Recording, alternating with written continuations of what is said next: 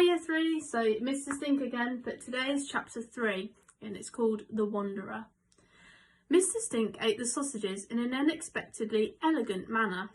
First he took out a little linen napkin and tucked it under his chin. Next he took out an antique silver knife and fork out of his breast pocket, and finally he produced a dirty gold-rimmed china plate which he gave to the Duchess to lick clean before he set down the sausages neatly upon it. Chloe stared at his cutlery and plate. This seemed like another clue to his past. Had he perhaps been a gentleman thief who had crept into country houses at midnight and made off with the family's silver? "Do you have any more sausages?" asked Mr. Stink, with his mouth still full of sausage. "No, just those 8, I'm afraid," replied Chloe. She stood a safe distance from the tramp so that her eyes wouldn't start weeping at the smell. Duchess looked up at Mr. Stink as she ate the sausages, with a heart beating longingly that suggested that all love and all beauty was contained in those tubes of meat. "There you go, Duchess," said Mr. Stink, slowly lowering half a sausage into the dog's mouth. The Duchess was so hungry she didn't even chew. Instead, she swallowed it in half a millisecond before returning to her expression of sausage longingly. Had any man or beast ever eaten a sausage so quickly? Chloe was half expecting a gentleman in a blazer and slacks with a clipboard and a stopwatch to appear and declare that the little black dog had set the new sausage-eating international record. "So, young Chloe, is everything fine at home?" asked Mr. Stink, as the Duchess licked his fingers clean at any remnants of the sausage juice. "I'm sorry," replied Chloe. "I asked if everything was fine at home, if things were tickety-boo.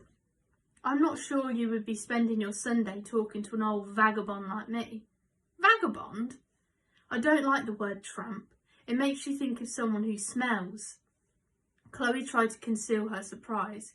Even the Duchess looked puzzled, and she didn't speak English, only dog. "I prefer vagabond or wanderer," continued Mr. Stink. The way he put it, thought Chloe, it sounded like almost poetic, especially wanderer. She would love to be a wanderer. She would only wander all round the world if she could. Not stay in those little boring towns where nothing happened and hadn't happened the day before. There was nothing wrong with home. "Everything's fine," said Chloe adamantly. "Are you sure?" replied Mr. Stink, with the wisdom some people have that cuts right through you like a knife through butter. Things were in fact not fine at home for Chloe. She was often ignored. Her mother doted on Annabel, probably because her youngest daughter was the miniature version of her. Every inch of every wall was covered with celebrations of Annabel's infinite achievements. Photographs of her standing smugly on winners' podiums, certificates bearing her name in italic gold, trophies and statues with medals engraved with winner or first place or little creep. I made that last one up.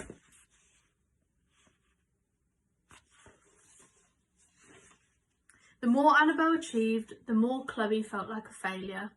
Her parents spent most of their lives providing chauffeur services for Annabel's out-of-school activities. Her schedule was exhausting, even to look at. On Monday, 5 a.m. swimming training, 6 clarinet lessons, 7 dance lessons, 8 dance lessons, 9 to 4 school, 4 drama lessons, 5 piano, 7 girls' brigade, 8 javelin practice. Tuesday, 4 a.m. violin lessons, 5 stilt walking practice, 6 chess society, 7 learning Japanese, 8 flower arranging class, 9 to 4 school, 4 creative writing workshop, 5 porcelain frog painting class, 6 harp practice, 7 watercolour painting class, 8 dance class. Wednesday, 3 a.m. choir practice, 4 long jump training, 5 high jump training, 6 long jump training, 7 trombone lessons. 8. Scuba diving. 9 to 4 school. 4. Chef training. 5. Mountain climbing. 6. Tennis. 7. Drama workshop. 8. Show jumping. Thursday. 2 a.m. Learning Arabic. 3. Dance lessons. 4. Music lessons. 5. Tour de France cycling training. 6. Bible studies. 7. Gymnastics training. 8. Calligraphy class. 9 to 4 school. 4. Work experience shadowing a brain surgeon. 5. Opera singing lessons.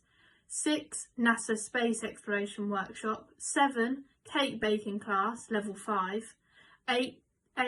Attend a lecture on the history of Victorian moustaches. Friday. 1 a.m. Triangle lesson, grade 5. 2. Badminton. 3. Archery. 4. Fly to Switzerland for a ski jump practice. Learn about eggs from an expert on eggs and TBC on an outbound flight. 6. Do a quick ski jump and then board on an inbound flight. Take pottery class on flight. 8. Thai kickboxing. 9 to 4 school. 4. Channel swim training. 5. Motorbike maintenance workshop. 6. Candle making. 7. Otter rearing classes.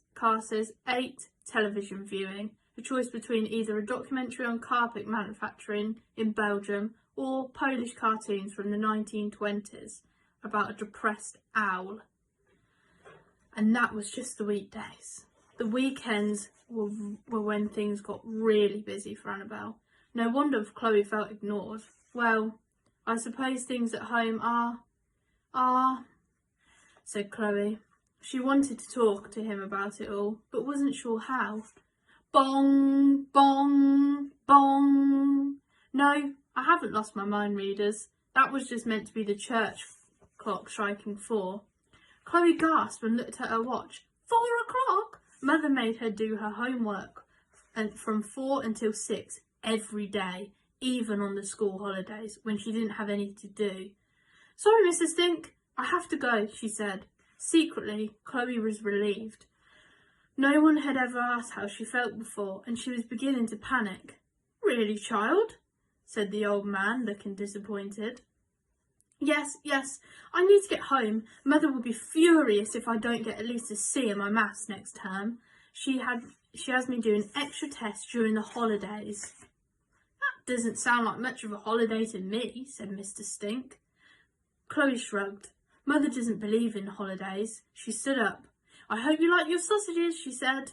They were scrumptious, said Mr. Stink. Thank you. Unimaginable kindness. Chloe nodded and turned round to run off towards home. She took a shortcut.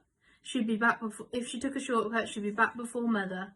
Farewell, Mr. Stink called after her softly. That's the end of chapter 3. See you tomorrow for chapter 4.